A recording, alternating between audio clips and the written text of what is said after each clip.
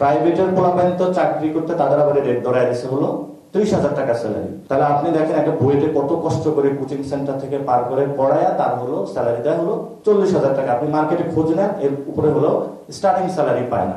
যদি এই অবস্থা আমাদের হয়, অর্থাৎ আমরা জাস্ট লেবারে থেকে গেলাম, দাসী থেকে গেলাম, লেবার থেকে আমরা যে নতুন করে স্কিলড হয়ে উঠে কোনো একটা জায়গায় সরকারও ব্যবস্থা করছে না, কোনো জায়গায় কিছু ব্যবস্থা করছে না, তো সেই জায়গাটা আমরা ইয়াং জেনারেশন কিন্তু কষ্ট করতেছি। কম টাকায় যেই টাকাটা আমরা স্যালারি নিচ্ছি, আমাদের যারা চাকরিতে ঢুকে, এই টাকা দিয়ে কিন্তু বউ চালানোর মতন কিন্তু এই জেনারেশনের সামর্থ্য নাই।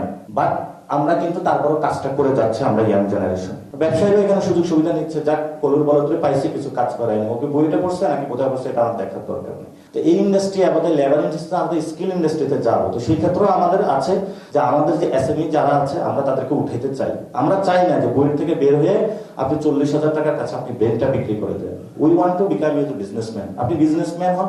তাহলে বাংলাদেশে যারা এসএমই বিজনেস ওনার আছে তাদের কি হয়েছে গত 15 বছর, তারা পুরো ধ্বংস হয়ে গেছে বাংলাদেশে।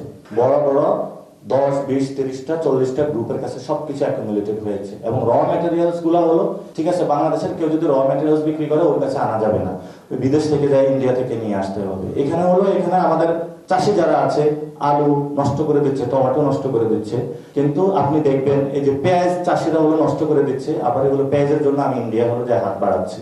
তাহলে এই যদি আমাদের ইকোনমিক পরিস্থিতি হয়, সে জায়গায় আমরা বলছি যারা এসএমই আছে আমরা তাদেরকে উঠাবো, এবং ন্যাশনাল বুর্জো আছে আমরা তাদেরকেও ক্রিয়েট করার চেষ্টা করব।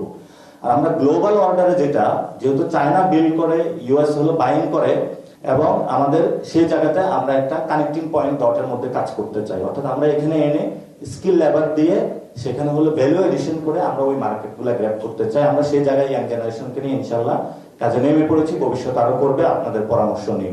আমরা ন্যায্য এবং সমতার ভিত্তিতে একটা রিজনাল স্টেবিলিটি চাই, কারণ আমার 3 দিকে হলো ইন্ডিয়ান বর্ডার, আর একদিকে হলো আমার সমুদ্র। এখন সমুদ্রের যে ফ্রেট আছে, যে কস্ট যে ব্যবসায়ীদের কাছে যাবে, এটা যদি হুতিদের আক্রমণে ইয়েমেনে বন্ধ হয়ে যায়, সুয়েজ খালও বন্ধ, স্ট্রেট অফ হরমুজও বন্ধ, তাহলে আমি গ্যাসটা পাবো কই কাতার থেকে? তাহলে আমার এখন ডিজেলটা হলো এখানে হলো ইন্ডিয়া থেকে হয়ে আসতেছে, অর্থাৎ ওইখানে যে পাইপলাইন তারা ওই দিক থেকে নিয়ে এসে এখানে তাদের দিচ্ছে, তাদের সাথে রিজিওনাল একটা আন্ডারস্ট্যান্ডিং আছে। ইনশাআল্লাহ ভবিষ্যতে করব আমরা সাউথ এশিয়ান কানেক্টিভিটিটা কাজে লাগিয়ে আমরা চাই বঙ্গোপসাগরে হলো ওপেন করে দেওয়ার জন্য। তাহলে আমরা ইনশাআল্লাহ ভবিষ্যতে আপনিও আপনার 7 সিস্টার্সে গিয়ে কাজ করেন, আমাদেরকে ইন্ডিয়ান ওশান হলো আমাদেরকে দেন। এমন না যে আপনি ইন্ডিয়ান ওশান হলো আমাদেরকে বাধা দিবেন, আপনি 7 সিস্টার্সের পণ্য নিতে চেষ্টা করবেন। তো সেই জায়গায় আপনি আমাদেরকে অ্যাক্সেস দিলে আমরা ভুটান থেকে, চায়না থেকে মোটামুটি এই জায়গায় আমাদের অনেক ভাড়া কমে যাবে। আমরা এই জায়গায় ফুল মার্কেট সাউথ এশিয়া থেকে ইউরোপ পর্যন্ত যেতে পারবো।